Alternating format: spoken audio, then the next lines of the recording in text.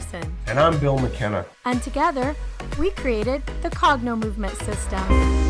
And we'd like to welcome you to the New Life Perspectives radio show, where we're going to be sharing with you tools, tips, and ideas that are going to change your life.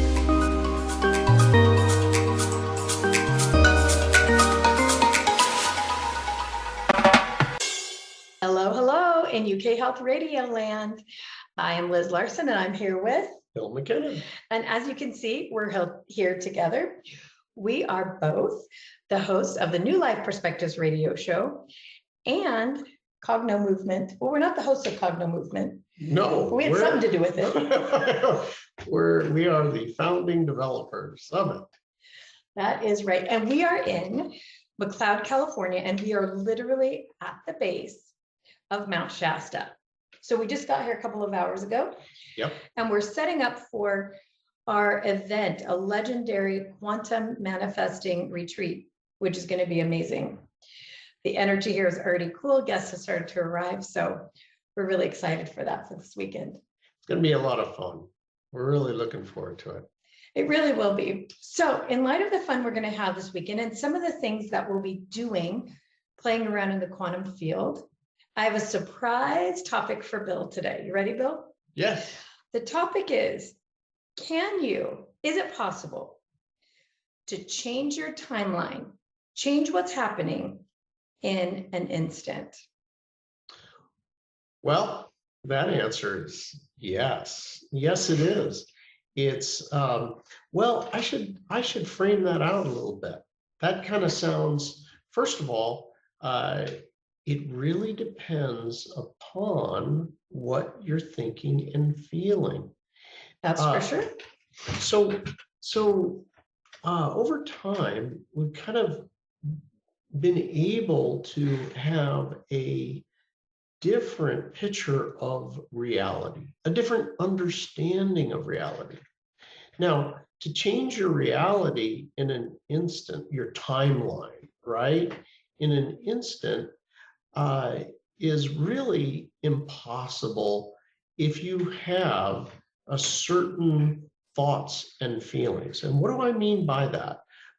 By certain thoughts and feelings, what I mean is if you are in what we call the third dimension, you are experiencing grief, guilt, blame, anger, sadness, resentment, all of these different, what I would call these feelings that are reactions.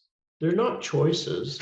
You don't have a choice to have an addiction, right? You don't have a choice that you're blaming. You're just blaming.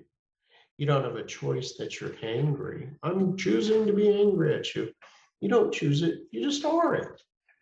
So in this reality that we call the third dimension, time operates according to the linear laws of physics and the way we understand time to operate. There's 60 seconds in a minute and 60 minutes in an hour, and there is no changing that. So with that, it is not really feasible to go off and just change things instantly. You have to actually begin to do things a little bit differently. And once you have an understanding of the third, fourth, and fifth dimensions, then this becomes almost like child's play. You know, that's true, Bill, but let me stop you for just a second. Sometimes it just happens to a person. Correct. Sometimes it just happens. All of a sudden, everything changes in an instant. But most people don't have any idea why or how it happened.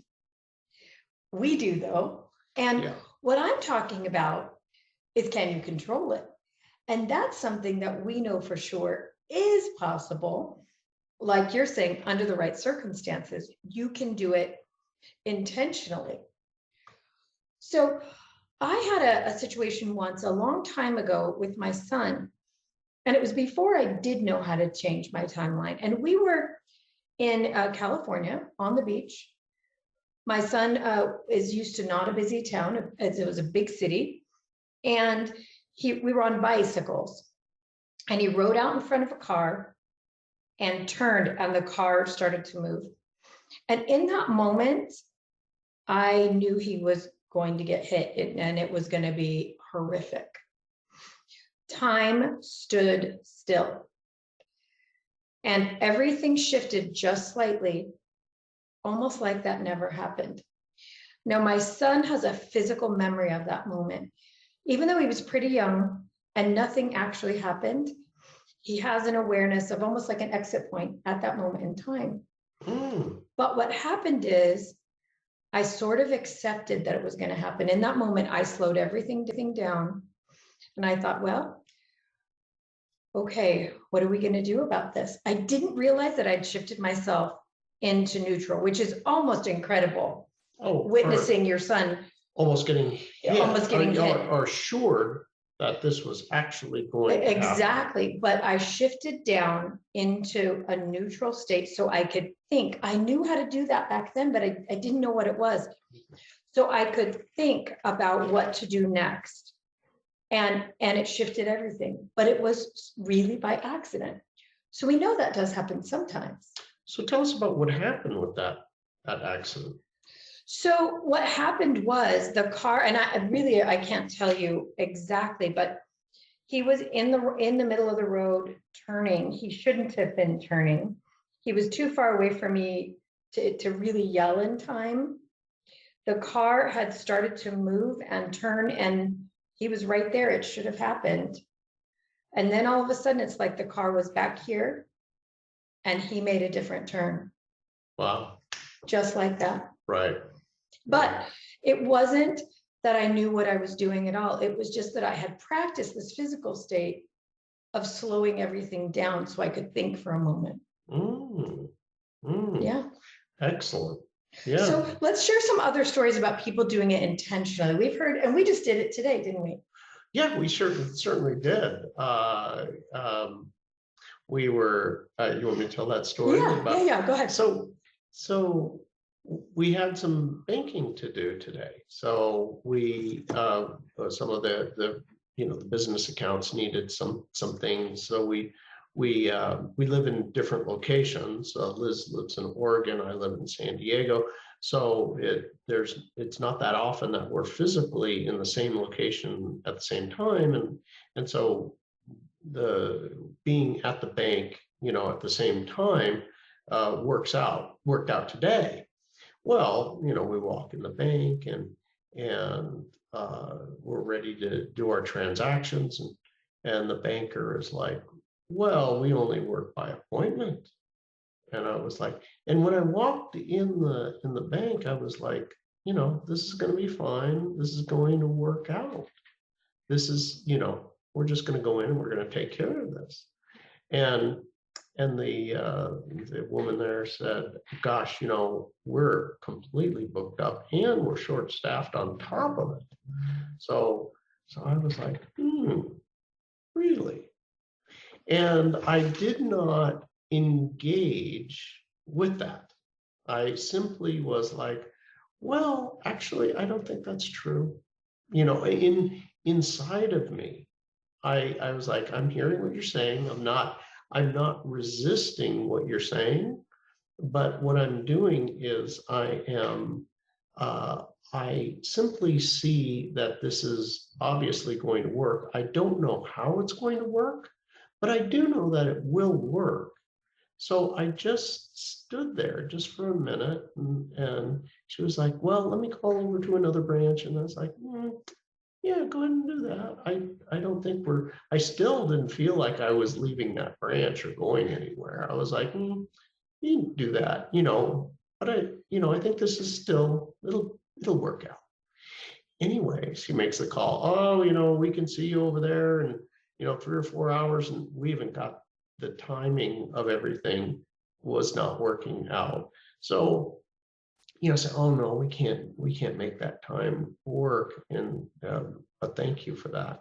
And we just we she hung up, and then in comes this wonderful gentleman into the cubicle, and he starts talking, and he wanted to see some of the forms, and he was like, oh my gosh, you got to do all these, procedures, and we got to hit these buttons and do all this stuff. And he was like, I don't know. And I was like, oh, okay, all right, it's okay, it's all right. And finally, and this all happened, relatively quickly, but I was like, okay. He's like, I got 15 minutes to my next appointment, and they're not here yet. And he's, come over here. And he's like, all done. So anyway, there is something very interesting that happens, and that is that we humans, depending upon what dimension we're in the moment, we will fix onto a given reality. And what do I mean by that? But, we've done some other episodes you can go back to where I talk about the third, fourth, and fifth dimensions. So go back and you can download those at UK Health Radio. You can listen to those other episodes where we go into much more depth about the different dimensions and how time operates and how life happens in the different dimensions. But very specifically, what happens in the third dimension when you're kind of aggravated, right? If I was to walk in there and I started resisting her, what do you mean you don't have the time? You make time for me, and or damn it, this thing, this bank sucks, and we should go elsewhere, and we're going to move our bank, and get all frustrated and angry about it or whatever. It would fix that reality for me. I would firmly be in the third dimension. Or even if you had just accepted, okay, that's the way it is, because we're on our way to Shasta, we're busy too. Oh, okay, they don't have time for us on left. Right. If you'd accepted it, but really that knowledge that, oh, wait a minute, I can shift this. Yeah. It would, but it seems it's very much like nothing. Mm-hmm. It is. It's so easy to do once you understand how it works. So one of the keys that I wanted to get across today, one of the ways, there are a few ways to do this, but it starts with a simple understanding. And that is that we will fixate on a reality and agree to it. And with that, especially if we put an emotion around it, an emotion of frustration, anxiety, think about all of those times when something was happening and it wasn't quite going your way. It had a common denominator. You had a little anxiety, a little fear, a little upset, a little emotion around it, maybe a lot of emotion around it. You weren't getting your way. So here's the reality, and then I'm going to fix that into position with my emotion. Now, in the third dimension, we think about things, like, I'm going to anger my way out of this. I'm going to force you to, no. And if I get angry enough, I'll tear this house down, damn it, you're going to move. Well, yes, this is possible, but it is with changes happen in the third dimension through a force of will. You are literally physically forcing it, and it is a very difficult, painful process in the third dimension. So we have to take a really quick break. Let's see what our advertisers have to say. Give us just a few seconds and we will be right back. So we're back, thanks to UK Health Radio. It's interesting what you were saying just before the break, that you, with your anger or with your anxiety, or even just with the acceptance that this is the way it is and I can't change it, you anchor yourself into one reality. And nothing else really truly is available in that moment. Like you were saying earlier, that's time, that's how it works. But there are some ways, some little things that you can do that you can start to shift that.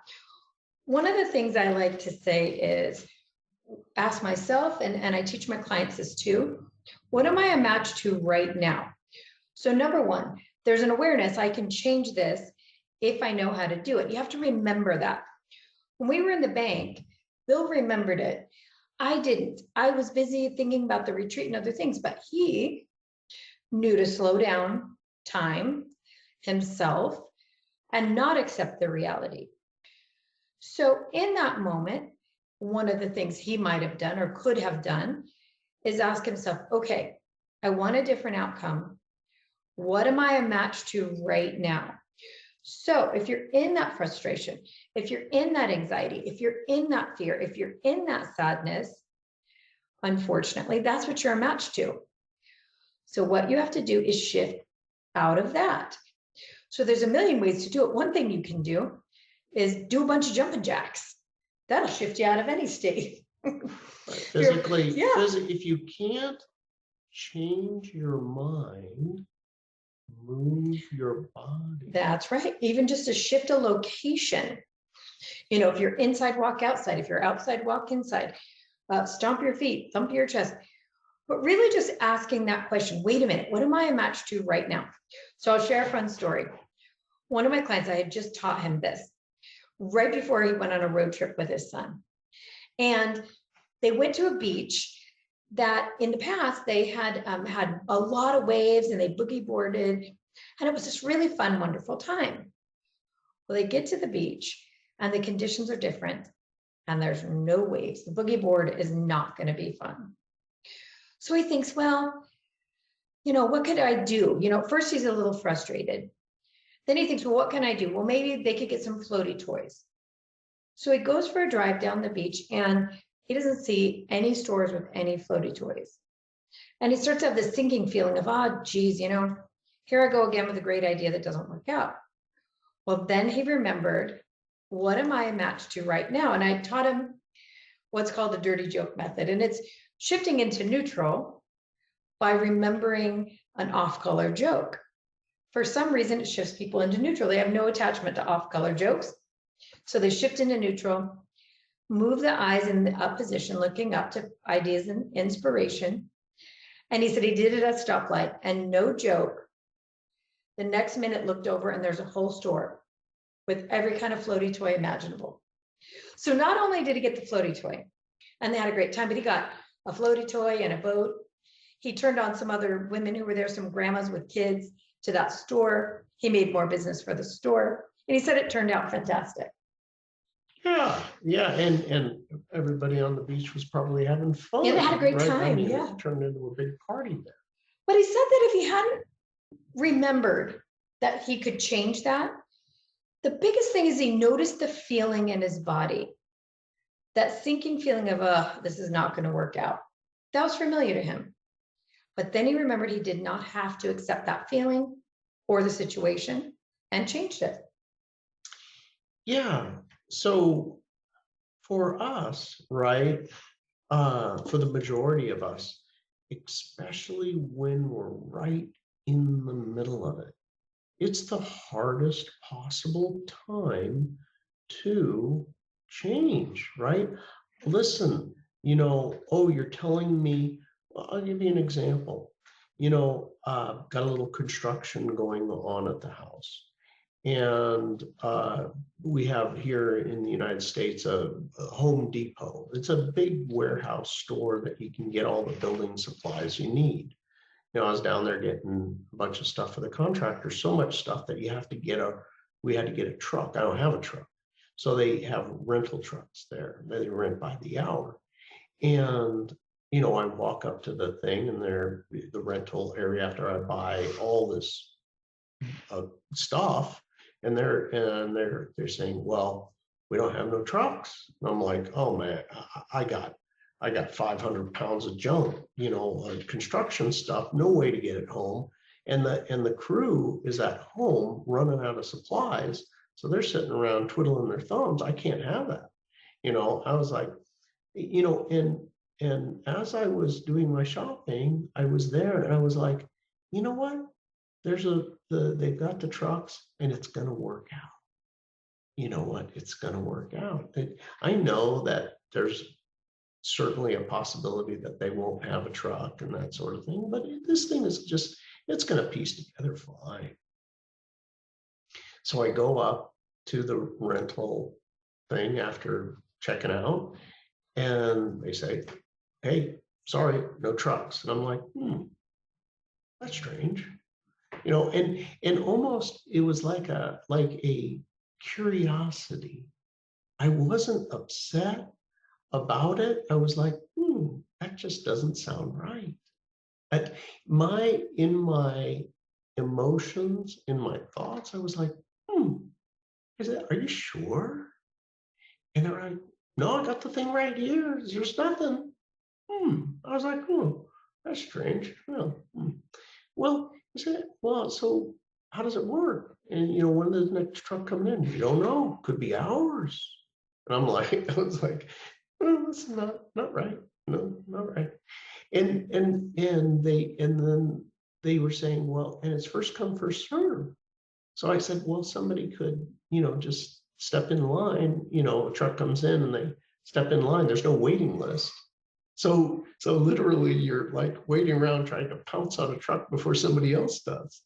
And I was like, again, any one of these things before I knew better could have sent me into a tizzy, right? What do you mean a procedure like that? That's a horrible business procedure, not even a waiting list. And I bought thousands of dollars worth of construction equipment from you and, to get the job done. And so anyway, there I was. But I didn't buy into it emotionally. I just was like, this is all going to be just fun. So are you saying that you stayed relaxed physically as well? Correct. Yeah. So when we talk about emotions, there's a physical sensation that goes with that. Yeah. That's correct. So in order for me to feel an emotion, or you have to physically tense the body somewhere. And it could be just furrowing the eyebrows. That's all it takes. And you will build an emotion. If you start to watch people, and some of them are fairly stoic, they won't show it on their face, but they'll have tension in their belly or in their neck. A lot of people do it in their neck, stiff neck. But if you relax the body, you can't feel the emotion. Anyway, so literally, I'm standing there having this conversation. I was like, okay, I think, I still was like, curious, this is going to work out. And just as I'm there thinking that it's all going to work out, there's a woman comes in next to me, huffing and puffing. I got the keys. All right, I'm back on time. And she's handing the keys over. I look over and I go, and the clerk says, "You're the luckiest person I know." It's like they take the keys over, fill out the form, and away I go. So it is a lot of fun once you understand the concept and then can actually apply it. And Liz really made a really good point.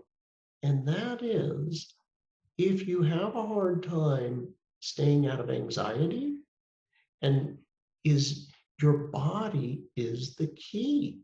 You simply relax your body and you can't feel it. In our world, we know that in Cogno movement lingo, that your body really does generate your field. Mm-hmm. And that field becomes a match to the greater field. So those are the manifestations. Those are the things you're experiencing. So if you go in with your body in tension and stress, and then you have a memory, like my client said, oh, this is Just like the other things, I have this great idea and it doesn't work out. You've got physical generation, combination with a pattern from your past. It sets you up to have these experiences. But that's unwindable, rewindable, rewritable. Just with that memory, that instant of a thing, oh, wait a minute. I feel a pattern in my body of resistance, tension, I think is a really good word, frustration.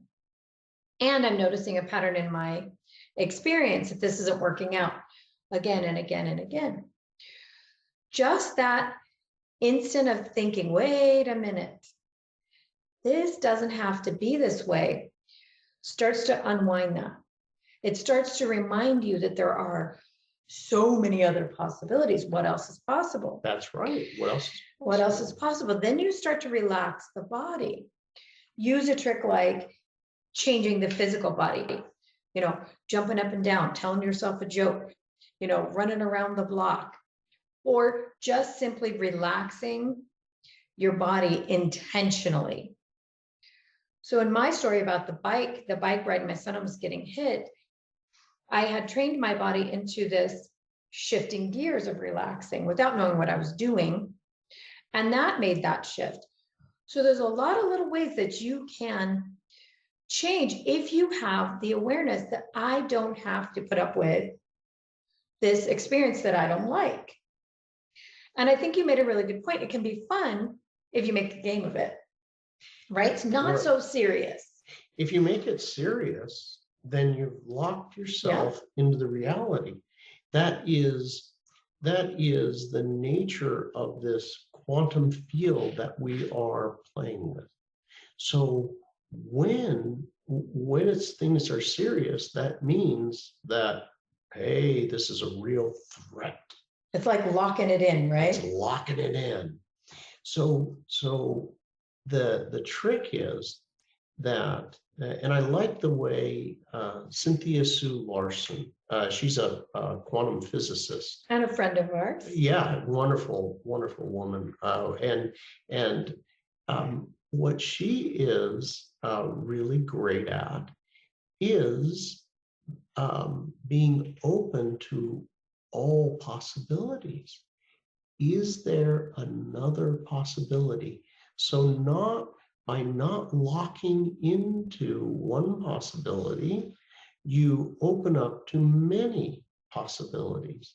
So it's really easy to do if you can stay out of the emotions. And I love one of her stories she told on a Gaia interview. And this is just mind-blowing how it works. But it happened. And she's telling the truth. She was, I think as it went, at a restaurant, and she wanted to give the tip to the waitress. She was with her daughters, and she wanted to give a tip to the waitress. And she opened up her wallet, and there was $1 in it. And she put the dollar out for the waitress, and then closed the wallet back up and was like, I wonder, do you think, could it be that there's more money in the wallet? She opens it back up, and there's another $1. And she takes it out and puts it on the table, and then closes it up and does it again and again and again, and laughing as they went. It's like the loaves and fishes, right? In the Bible.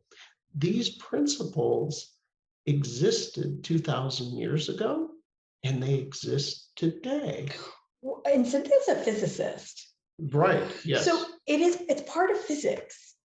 Yes, quantum physics. Yeah. Yes, that reality is both. It is 1, a 0, and both. And if you're talking in computer language, right? And we affect reality through what we are actually thinking and feeling. So all of these kind of little events that we're talking about, they were just little shifts. And it's not particular to us. It is anybody can do it. Is when you understand that in fourth dimension, things become malleable. Reality comes malleable. And what are the emotions in the fourth dimension that you might expect? Gratitude, joy, acceptance, forgiveness, a feeling that you feel good about yourself. You feel like you accept yourself as you are, and you start to see other people with compassion. You start to see yourself in them. You start to like them, like other people. And all of those are much more relaxed states. And when we talk about shifting dimension, we're really talking about awareness. And this idea that we're talking about of having the awareness that you can change, and then having the awareness of how, through the emotions, through the physical, and through the mental, starts to open that awareness. So let's hold that thought. We have to make time for another announcement from our sponsors. So we'll be back in just a few seconds. So, Bill, we were talking about that we can shift dimension, and that's maybe a big topic, but to break it down, that some of these little awarenesses, these awarenesses are things that can help you shift up into those higher dimensions. And there's other ways that you can do that as well and actually shift time. And one big one is Cognomovement. Yep. We know that when people remove big barriers out of their nervous system, really chronic thoughts and patterns, problems that really run along their nervous system and hold them in those states of anxiety and fear and pain all the time. When those get deleted or turned off, the awareness jumps naturally, because now you have all this energy to focus on other things. You don't have this chronic, constant pain of fear and anxiety going. And you can think about, ooh, I can play with time. Ooh, I can play with my reality. You have the energy and the ability to do that. So let's tell a fun story about that. A session where everything changed, shifted on a dime. Can you think of one? Oh, you know what? It happens so often. It really does. So often. So I'll tell you, let's say one story that happened. This particular one happened. There was a woman that I worked with who her son moved back in the house, and her son was in his 30s, and he moved back in the house, and there was a lot of tension in between the mother and her son, because he was not working and back at home, and would not let her into his room like he was a teenager, and he wouldn't clean his room. So it was a mess. And so she was really angry about it. It's like, this guy is now in my house, a middle-aged man is in my house, and the place is a mess, like he's 13 years old. So we ended up with Cognomovement. Now, Cognomovement, for some of you that are just listening today, is a method that anybody can do. They can do it on their own, or you can work with a practitioner. And we do a physical exercise while focused on, let's say, something like this frustration for her with her son. And what happens is this causes an emotional amnesia, literally, where it goes away. We did the exercise, the Cognomovement exercise. And what Cognomovement is it's a physical exercise that exploits a natural neurological response that everybody has. And like I said, it causes this emotional amnesia. She did the session, and then within literally it ended, and we're walking out of the room as it ended, and the phone starts ringing. The phone's ringing, and she says, "Oh, I got to take this." She goes outside, and then she comes back in a few minutes, and she's laughing. I say, "What's up?" "That was my son. He called to say, 'Mom, I know you're out right now, but when you come home, I don't want you to be mad at me. I've got all my stuff out of my room, and I'm cleaning my whole room, and it's just I had to pull everything out so I could clean it, and I'm putting everything away and getting it all cleaned.'" It's just, so it was very funny. But here's what happened is, what we know from Cognomovement is that it destroyed that feeling inside of her of frustration with him. She didn't care. When she got done with the Cognomovement session, she didn't care that his room was a mess. She didn't feel anything about it anymore. She got to neutral in She her was body. neutral about it. Yeah. And with that, there is this quantum effect. So out in the quantum field, that field that's in between you and me, there was this fixated situation where I feel this way, and I'm going to lock a situation into place. Just one possibility. One possibility and one possibility only, and that is your room's a mess and you won't do a thing about it. That was the possibility she locked in on. That was what she fixed. And as soon as that disintegrated, she didn't feel anything like that. He started cleaning his room. Isn't that funny? It's kind of terrible at the same time to think about that we actually are holding these terrible people that do these terrible things in our lives, like messy rooms, in place. You know, our spouse is annoying. They can only be annoying from our perspective because we're holding that in place. That's how we feel about them. That's the truth that we're willing to accept. Right. Again and again and again with Cognomovement sessions and retreats and seminars, we see it almost every time. Somebody goes home or gets a call from a spouse or a relative, and instantly it's changed. You tell the story about a woman who had an issue with their daughter at work, and instantly they were best friends, and that's remained that way. A long-standing issue, right? Right. So we hold them in place. When we release our own bodies from that pattern, we now have what's available is every other possibility in the field. Yeah. Every other one.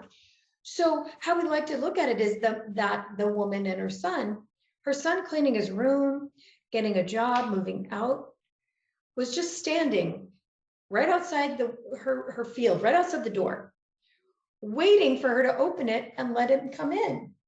Yeah. The minute she released him from that pattern in her physical body, not her logical mind, that would have been hard, like fighting with a terrorist. Mm-hmm. Mm-hmm. When she released the pattern of that from the physical body, the whole thing changed. And that's what's available only every time, really, realistically. Yep. So every week, we share with you guys a little process to help you make some real change in your life today. You were thinking about one, Bill. Did you come up with one? Yeah. So here is one that is going to really help you to begin this process of better control over how you feel. So I'm going to, in order for this to be real for you, I need you to think about someone that or something that you are really frustrated with. It could be everything from global political situations 2, somebody you might live with. Let yourself feel how you feel about it.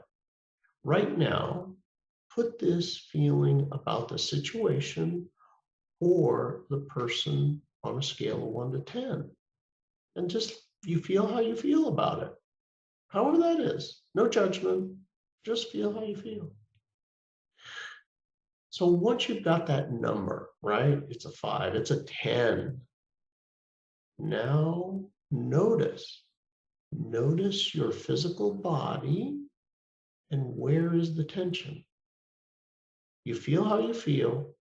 Wherever there's tension, relax. If you're clenching your jaw, relax your jaw. If you have a little tension in your neck, relax your neck. If there's between your eyebrows, notice, just relax it. Relax your hands and relax your feet. Relax your belly. Relax your arms. Notice every place that there might just be a micro tension right now, and physically relax it. Now, when I say this, we're not asking you here to change your mind about them or the situation. You feel how you feel. Let yourself feel it. All we're saying is you have command over your body. You know how to relax your body. Notice the tension and relax it. Relax your tongue. Relax the bottoms of your feet. Relax your thighs, your lower back, your gut. Usually there's a lot of tension around the face and head and shoulders. Check into those. Even the smallest bit of tension. You know how to relax your body. That little part, just tell it relax. You have command over your body. Relax it. Just continue to scan your body, wherever it might be, and relax. And now, as you're going through the process of letting the body relax, what is this on a scale of 1 to 10 now? What is it? Is it less than it was before? If you've been able to relax, it is less. And what if it is not a 0? There's still tension in your body. Move to the next tension and relax that. And once that's relaxed, put it on a scale of 1 to 10. And if it's not a 0, where is that little bit that's left? Find it, relax it, and it'll drop down again. If you do this, it only takes a few minutes, but you will start to command not only your body, but you become master of your emotions. And with that, you can start the process of, what other reality? No, I think, I like a different reality. And that will start to present itself. I hope you enjoyed this one. There's a bunch more for you on UK Health Radio, our show. You can go back to a lot of these tips and tricks and enjoy them. But even better, go to cognomovement.com, COGNOMOVEMENT, cognitive. It's like cogno with like cognitive movement, cognomovement.com, and you'll get 2 free ebooks there. 2 free ebooks that you can download. You just go to the main page, you'll input your email address, and we'll send you the 2 free ebooks. One of them is called Suffering's Optional, and the other one is The Tiny Book of Big Manifesting. Yeah, and you know what else is there? You guys, if you're hearing this, and this really sounds like something that's for you, you know that you're capable that this is really available for you if you just knew how. Get what's called basic training on Cogno Movement. You'll get all the tools you'll need and you'll learn how to do this. I want to share just a really quick last story. Yesterday, one of our family members, our extended family members, has to have has caregivers. And we were on this trip and, I wasn't going to be home and we'd had some caregivers canceled and I started to get frustrated and worried. And I remembered, I don't have to live like this. So I went out, just happened to be a nice day, went outside, used Cogno Movement for about 5-10 minutes total, and walked back in, and one of the caregivers called and said, "Oh, no problem, I'll cover those days." That's so nice. They call you. They called me. They So called you. Yeah. my point is that it's always available to you only every time with Cogno Movement. You can do this and it's very repeatable. So if it sounds like it's right for you, cognomovement.com, get basic training. And that's all the time we have for this week, you guys. Yeah. Hey, thanks for joining. That was fun. Yeah, it was fun. Next week, we will have a lot of stories from Mount Shasta to share with you. So stand by for that. We'll see y'all real soon. Thanks, Bill. Thank you.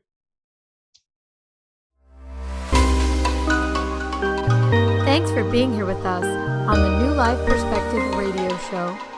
For more information or to find out more about the work that Bill and I do, please visit us at cognomovement.com or email us at info@cognomovement.com. See you again soon.